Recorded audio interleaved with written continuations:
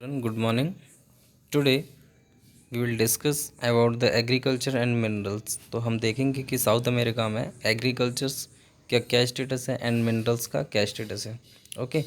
तो 60% of the population is involve in the agriculture activities in a 4.2% of the total agriculture land area. Due to the varied climate conditions, physiography, and soil, the focus on agriculture has the slightly alternate and shift cultivation and planting of a cash crop.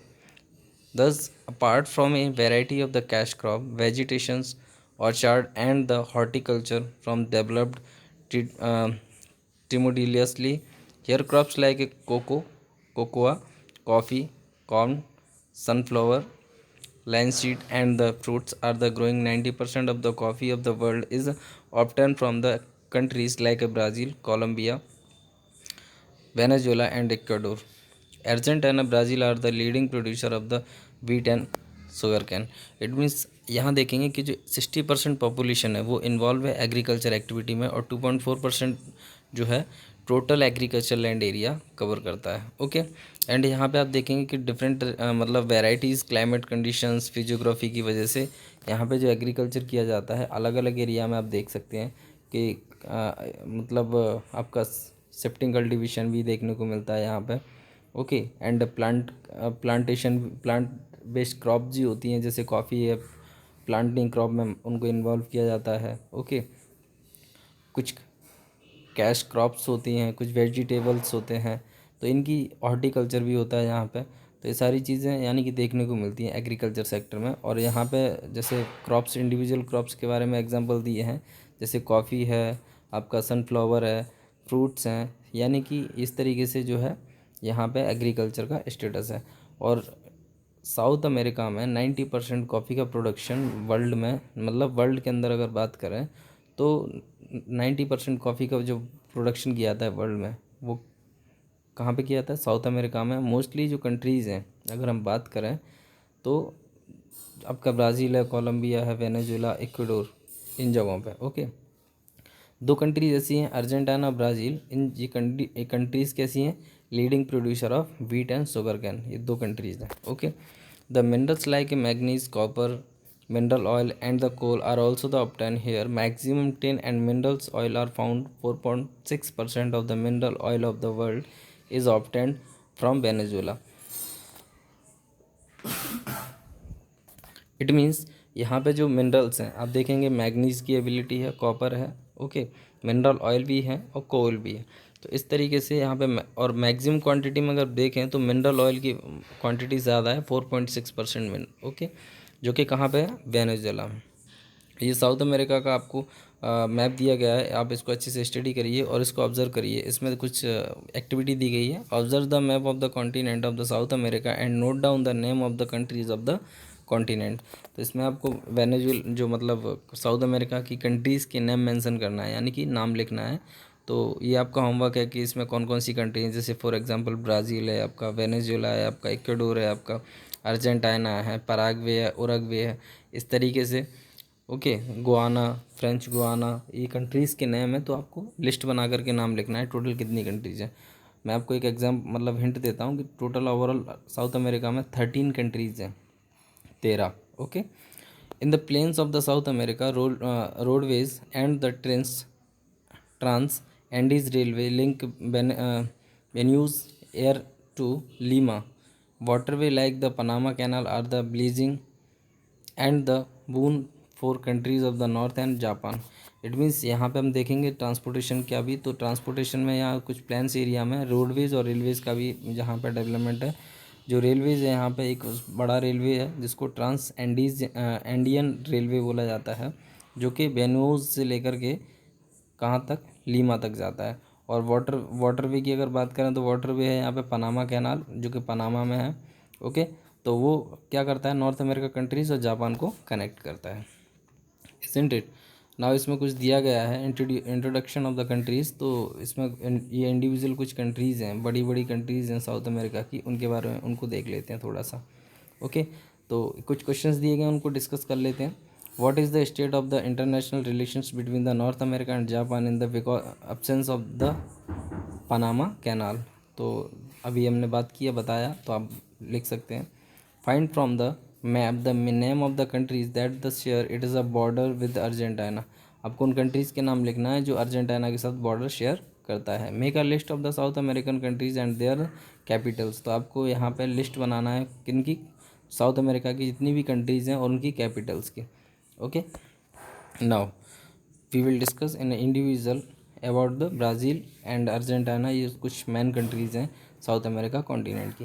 तो Brazil is the biggest country in area in the southern hemisphere and the fifth in the world. It's the length and the weight is almost the same. Okay, Portuguese rule over the Brazil in olden time. Therefore, the people speak a Portuguese language. It is share the border with the each and every countries of the South America except Chile and Ecuador. With the Amazon rainforest in a incredibly reserve ecosystem that is a home to new species of the plant, animal, and insect and the birds that are discovered every day. For example, anaconda. This is the largest snake in a found here. The maximum number of people of the country live in the eastern part of the country. Among the 60% of the population live in a rural areas due to the industrialization. Peoples move to urban areas. Brasilia is the capital of the country. Brasilia it is a capital of the country. तो जो Brazil की capital क्या है, ब्राज़ीला। Okay, तो यहाँ की अगर बात करें तो ये साउथ अमेरिका की सबसे एरिया के हिसाब से सबसे बड़ी कंट्री है और फिफ्थ नंबर की, वर्ल्ड के अंदर फिफ्थ नंबर की एरिया के हिसाब से बड़ी कंट्री है। ओके, तो यहाँ पे जो है यूरोपियन कंट्री की जो है की बात करें तो यूरोपियन कंट्री के जो पुर्तगालीज़ थे उन्होंने यहाँ पे रूल किया ब्राज़ील पे पहले के टाइमिंग में। तो यहाँ पे मोस्ट मतलब जो लैंग्वेज बोली जाती है लोगों द्वारा वो पुर्तगीज़ लैंग्वेज का यूज़ किया जाता है। ओके, और अगर हम बात करें ब्राज़ील की तो ये सारी कंट्री से इसकी बाउंड्री कनेक्ट होती है सिवाय चिली और इक्वाडोर को छोड़ करके, यानी कि चिली और इक्वाडोर कंट्रीज से इसकी बाउंड्री कनेक्ट नहीं है। बाकी जितनी भी कंट्रीज़ हैं साउथ अमेरिका में सारी कंट्री के साथ बाउंड्री शेयर करता है, किस कनेक्टेड है ब्राज़ील से। ओके, इसमें कुछ स्पीसीज़ दी गई हैं, एनिमल की स्पीसीज़ दी गई हैं। यहाँ पे सबसे एनिमल की स्पीसीज़ अगर हम बात करें एग्जांपल एनाकोंडा, ये लार्ज स्नैक है वर्ल्ड का। ओके, तो यहाँ पे है। ओके, और अगर हम लोगों की बात करें तो मोस्ट ऑफ द जो पॉपुलेशन है पीपल्स हैं कंट्री में कहाँ रहते हैं, ईस्टर्न पार्ट में रहते हैं। ओके, और रूरल एरियाज़ में मोस्ट ऑफ द पर्सनस रहते हैं, जो 60% पॉपुलेशन जो है वो रूरल एरियाज़ में ही है कि बिकॉज ऑफ इंडस्ट्रियलाइजेशन की वजह से तो लोग क्या करते हैं, अर्बन एरियाज़ में मूव कर जाते हैं। Okay, now next is Argentina. Argentina is situated near the Andes mountain. It is a triangular in shape. Its weight is half of its length from the north to south. It extends till the Atlantica. In the south, the warm currents flowing from the north to south passes through the many volcanoes there and they make the land cold and dry. Mainly wheat and grapes are growing here. European peoples are seen more in a number 68% of the peoples living in the cities and they are mainly speak Spanish. It is a capital of Buenos Aires. Okay, तो Argentina की capital क्या है, Buenos है। Okay, यहाँ पे जो है Europeans ने भी, यूरोपियन कंट्री के लोगों ने भी यहाँ पे शासन किया, मतलब यहाँ पे रूल किया। तो यहाँ पे जो लैंग्वेज बोली जाती है वो स्पेनिश लैंग्वेज यूज़ की जाती है अर्जेंटीना। और ब्राज़ील में कौन सी लैंग्वेज यूज़ की जाती है, पुर्तगीज़। ओके, मेनली लोग क्या बोलते हैं यहाँ पे, स्पेनिश बोलते हैं। और अगर हम बात करें तो यहाँ पे क्लाइमेट कुछ ड्राई और कोल्ड क्लाइमेट की कंडीशंस देखने को मिलती हैं और यहाँ पे वॉल्केनो इरप्शंस भी देखने को मिलते हैं। ओके, यहाँ पे इसके पास में मतलब बगल से नॉर्थ और साउथ एरिया में मतलब करंट्स जो होती हैं वार्म करंट्स भी फ्लो होती हैं यहाँ से। ओके, इसकी वजह से यहाँ का टेम्परेचर वो है देखने को मिलता है। Now next is Europe continent. तो यूरोप कॉन्टिनेंट के बारे में बात करते हैं। We know about the new things from the internet. Moreover, we can make friends in four of places or countries. Bub and made a friends with the Elford from the Paris and he has sent the beautiful snap of the different places of Europe. Let us see and learn about it. तो इसमें कुछ European continent के बारे में बताया, Europe continent के बारे में। उनकी कंट्रीज़ दी गई हैं, आप देख सकते हैं। यूरोप कॉन्टिनेंट का मैप देखिएगा, वहाँ कौन कौन सी कंट्रीज यूरोप कॉन्टिनेंट के अंदर आती हैं। ओके, तो now refer to the map and name the countries which is lies in the centre of the northern hemisphere. तो कंट्रीज़ के नाम में लिखना। The biggest peninsular of a world, Russia is the separate from Asia by the Ural mountain. Lake Ladoga is the largest fresh water lake of the world located in the Russia. तो ये fresh water lake है कौन सी, लदोगा, वो कहाँ पे located है, Russia में है। और ये जो रशिया का कुछ पार्ट है, यूरेशिया इसको बोला जाता है, वो सेपरेट करता है रशिया को किससे, यूराल माउंटेन सेपरेट कर देता है रशिया से, जिसको यूरेशिया बोला जाता है। जो यानी कि कंट्री तो एक ही है पूरी रशिया, लेकिन यूराल माउंटेन बीच में आता है। तो यूराल माउंटेन के लेफ्ट हैंड साइड है, यानी कि यूरोप कॉन्टिनेंट के साइड वाला, उसको बोला जाता है यूरेशिया। ओके, और बाकी को बोला जाता है Siberia. Now it is the separate over the 16 lakh square kilometre and 64 crore peoples live in the continent. इसमें 64 करोड़ यानी 64 करोड़ पीपल्स रहते हैं। और कितने स्क्वायर किलोमीटर फैला है, 16 lakh. भव्यास, I shall now tell you about the Peninsula River. The Rhines, Volga, Danube, etc. are the main rivers. ये कुछ यूरोप की मेन रिवर्स हैं। कौन कौन सी, राइन है, वोल्गा है, डेन्यूब है, ये रिवर्स हैं कहाँ की, यूरोप कॉन्टिनेंट की। एक एक्टिविटी दी गई है, ये आप इसमें करिएगा। Find out the country of the lakes from the map, why are they are called, show use refers book and find out. इसमें कंट्रीज़ में जो लेक्स हैं उनके नाम लिखना है आपको मैप में फाइंड आउट करके। In which the chain of the mountain and the country is Mount Black situated. इसकी लोकेशन आपको बताना है कहाँ पे है। What are the peninsula and valleys, find out with the help of the your teacher and refers book. तो आपको peninsula and valley क्या होती है, आपको टीचर से कंसल्ट करके, या नहीं आता है पहले ट्राई करिए, अगर नहीं आता है तो मैं बताऊँगा आपको। ओके, क्या होते हैं peninsula and valleys. Find out the origin of the river Rhine, which sea does it flow into eventually. It means Rhine जो रिवर का ओरिजिन है वो कहाँ से, उसमें बताना। Make a list of the north nation through which is the largest river passes. जो इस कॉन्टिनेंट में सबसे बड़ी रिवर है वो कहाँ, कौन कौन सी कंट्रीज से पास होकर जाती है, उन कंट्रीज़ के नाम लिखना है आपको। Where is the lake Ladoga, कहाँ पे है लादोगा लेक।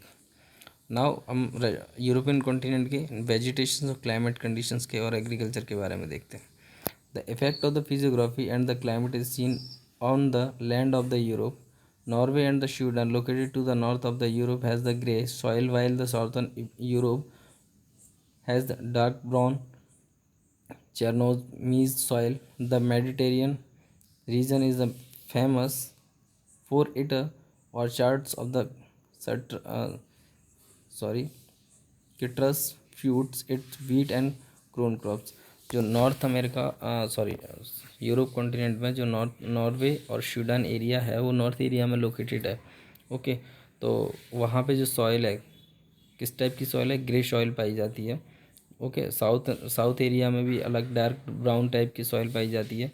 और मॉडरेट मेडिटेरियन जो रीजन है वो बहुत फेमस रीजन है जहाँ पे फ्रूट्स और वीट इनकी क्रॉप्स की जाती हैं। Okay, the Europe continent is the divided into two parts. Europe continent दो पार्ट्स में डिवाइडेड है, east and west. Due to its physiography, here 75% peoples are the engaged in the agriculture, whereas in the plains of the eastern Europe and it is the mountainous regions of the western Europe mainly 25% peoples are involved in the farming. यानी कि European continent की अगर बात करें तो वो दो parts में डिवाइड किया, ईस्ट एंड वेस्ट। और मोस्ट ऑफ द जो 75% पॉपुलेशन है वो इंगेज है कहाँ, एग्रीकल्चर में। ओके, और माउंटेनस रीजन की अगर वेस्ट एरिया की बात करें तो वहाँ की 25% पॉपुलेशन जो है फार्मिंग करती है, यानी कि फार्मिंग में इन्वॉल्व है। नाउ मिनरल्स एंड इंडस्ट्रीज़ की बात करते हैं। The western part of the Ural mountain, यानी कि यूराल माउंटेन का western part of the Europe and produce 56% of minerals of the world. यानी कि 56% मिनरल्स प्रोड्यूस करता है कौन सा, यूरोप का western part. It is a produce mainly iron, coal, bauxite and potash. Coal is obtained from the Ruhr province of the Germany and iron from the Quinoa province of the Russia. Due to the iron steel industry has developed well in Europe. It means यहाँ पे जो iron का जो production यानी कि iron भी, bauxite और potash जैसे मिनरल्स की एबिलिटी है। ओके, उन जगहों पे जैसे उन जगहों पे क्या कोल देखने को मिलता है, यानी कि निकलता है। आयरन भी इन कुछ प्लेसेस दी गई हैं वहाँ पे, ऐसे रशिया में आयरन की एबिलिटी है, आयरन का मतलब निकाला जाता है। Okay, in a comparison to area the density of the population more in Europe than other the continent, most of the peoples living in the cities. अगर हम बात करें यहाँ के यूरोपियन कॉन्टिनेंट की, तो यूरोपियन कॉन्टिनेंट में जो मोस्ट ऑफ द पीपल्स हैं या यानी कि मोस्ट ऑफ द लोग हैं वो सिटीज़ एरिया में रहते हैं। ओके, अगर अदर कॉन्टिनेंट से अदर कंट्रीज़ की अगर बात करें, उस कंपैरिजन अगर की जाए, तो मोस्ट ऑफ द जो पर्सनस हैं वो कहाँ रहते हैं, सिटी में रहते हैं। Okay, the first lady to step on the North Pole is a Gujarati lady of Indian origin named mister Preeti Singhputta. It means ये जो फर्स्ट लेडी है जो गुजरात की है, जो कि पहली नॉर्थ पोल पे गई थी। Okay, now Russia, it is the name of the country. Russia is the biggest country in the terms of area. Moscow is the capital of Russia. The river of the Russia in Europe are the long which is the freezy in the winter. Only 10% of the land of Europe and Russia is suitable for agriculture. 50% of the working peoples are depend on the agriculture. It is main crop is wheat. 25% of the total production of wheat of the world is produced in Russia. यानी कि हम बात करें Russia में, तो 25% जो production किया जाता है वीट का, वो कहाँ किया जाता है, रशिया में किया जाता है। और रशिया में 50% पर्सनस क्या है, वर्किंग है कहाँ पे, मतलब एग्रीकल्चर में, एग्रीकल्चर के ऊपर डिपेंडेबल हैं और वर्क कर रहे हैं उसमें। ओके, और अगर हम बात करें रशिया का 10% जो लैंड एरिया है वो मतलब किसमें आता है, यूरोप में आता है। Okay, now England is situated on the sea sides having a modern ideology and the technology. It is enjoy a moderate climate is a winter due to the warm currents that flow from the Atlantic Ocean. The heat reduced when it is moved from west to east. 4% of the land of the England is covered by the forest. Coal is the main minerals produced here. It means England की अगर बात करते हैं, England C वाले area में जो है situated है, वहाँ पर जो वहाँ का जो आइडियोलॉजी है वो टेक्नोलॉजी बेस्ड आइडियोलॉजी है, मतलब वहाँ पे टेक्नोलॉजी बेस्ड यूज़ होती हैं चीज़ें। वहाँ का जो टेम्परेचर अगर बात करें तो मॉडरेट क्लाइमेट है, बिकॉज ऑफ उसका रीज़न है कि जो विंड्स हैं, यानी कि ठंडा टाइप का एरिया देखने को मिलता है, लेकिन वहाँ से जो विंड्स होती हैं यानी कि करंट्स जो हैं वो फ्लो होती हैं अटलांटिक ओशन में, तो उसकी वजह से वहाँ का क्लाइमेट जो है किस टाइप का बना रहता है, मॉडरेट क्लाइमेट बना रहता है विंटर टाइमिंग में। ओके, और जो वहाँ मतलब जो अगर देखें तो 4% लैंड है इंग्लैंड का, वो कवर करता है बस फॉरेस्ट, मतलब इंग्लैंड में 4% फॉरेस्ट ही है बस। ओके, और कोल जो है मिनरल है वो प्रोड्यूस किया जाता है कहाँ पे, वहीं कहाँ पे, इंग्लैंड में। Okay, now next is France. France is the biggest democracy of Europe and Paris it is the capital. It is a shape like a hexagon. Mount Blanc, the highest peak of the West Europe, it is located in the France. River Seine, the longest river of France. It is used as a waterway. Wheat is produced in France. Minerals such as the coal, iron, and bauxite and salt are available here in less quantity. It means France की अगर बात करें, France की capital Paris है। Okay, और ये France European continent में biggest country है, डेमोक्रेटिक कंट्री, और यहाँ की सबसे हाईएस्ट पिक 4813.20 मीटर इसकी हाइट है, वो उसका नाम है माउंट ब्लैंक। ओके, इसको याद रखिएगा। और यहाँ पे अगर रिवर की बात करें तो रिवर कौन सी है वहाँ पे, रिवर है साइन रिवर। ओके, जो कि फ्रांस की सबसे बड़ी रिवर है, लॉन्गेस्ट है, और वो उसका पर्पज़ वाटर वे का यूज़ करने के लिए किया जाता है। और फ्रांस में वीट का प्रोडक्शन भी किया जाता है, यानी कि वीट का प्रोडक्शन होता है। ओके, प्रोड्यूस कंट्री कहलाता है wheat produce country European continent में। और यहाँ पे मिनरल की अगर बात करें तो मिनरल की ability coal, iron and bauxite की एबिलिटी भी देखने को मिलती है, एज वेल एज सॉल्ट भी यहाँ पे है। Okay, now Germany it is the name of the country of Europe also. Germany is the land country surrounded by the northern land beginning Luxembourg, France, Switzerland, Austria, Swiss Republic, Slovakia, Poland and Denmark. Berlin it is the capital city.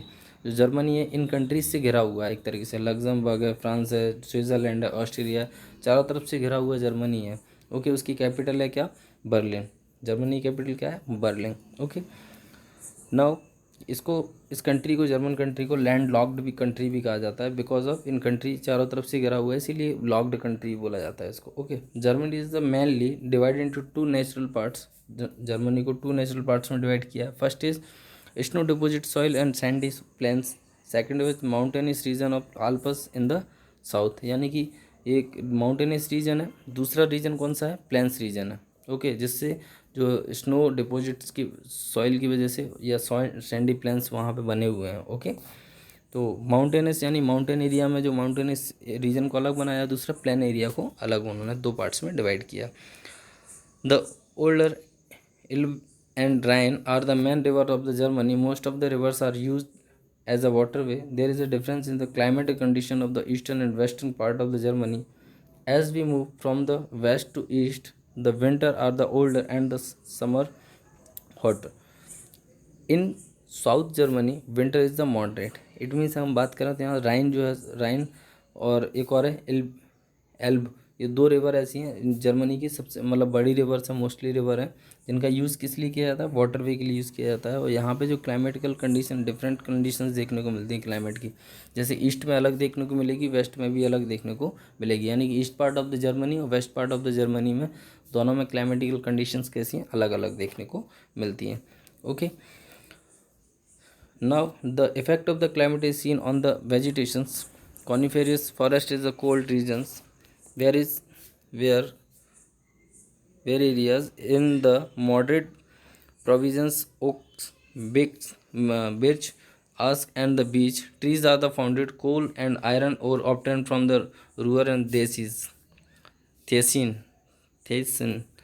Germany is the leading producer of the world in the engaging industry. The mainly cities of the Germany are Munich, Hamburg, Frankfurt and the Stuttgart. तो ये mainly city हैं, Stuttgart and Hamburg, ये जो city हैं, दो नहीं मतलब ये सिटीज़ हैं, जर्मनी की मेन सिटीज़ हैं। और जर्मनी जो है अगर हम बात करें तो जर्मनी में most of the peoples are engaged in, जो अगर बात करें तो इंडस्ट्री एरिया में एंगेज्ड है, मतलब मोस्ट ऑफ द पर्सनस किस में एंगेज्ड हैं, इंडस्ट्रीज। ओके, एग्रीकल्चर बहुत कम अमाउंट में किया जाता है।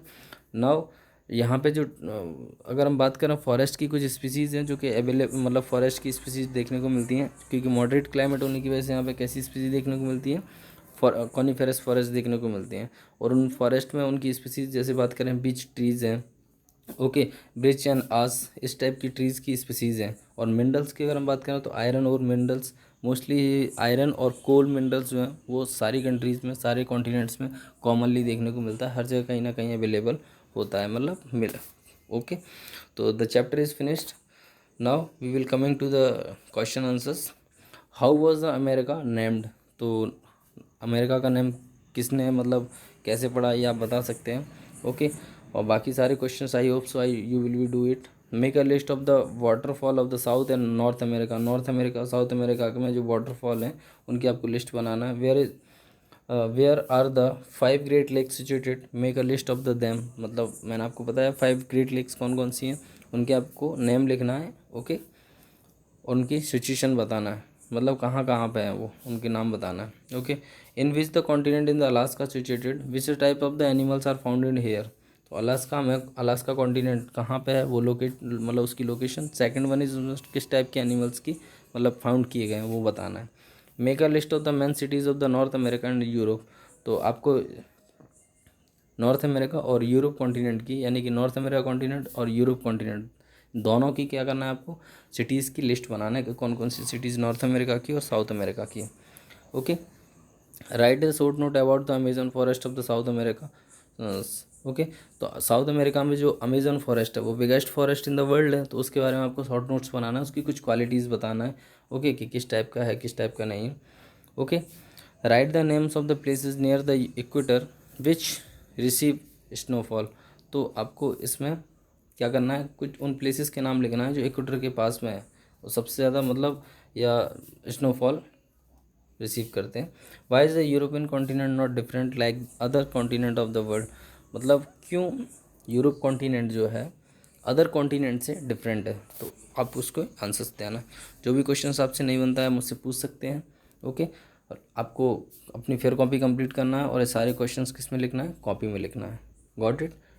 तो दिमाग में रखिएगा, ऐसा नहीं है कि आप मतलब अपना वर्क ना करें, आप नोट बुक कंप्लीट करते चलें और साथ साथ में मुझसे चेक कराते चलें। ओके, तो we will discuss in the next class in the new chapter.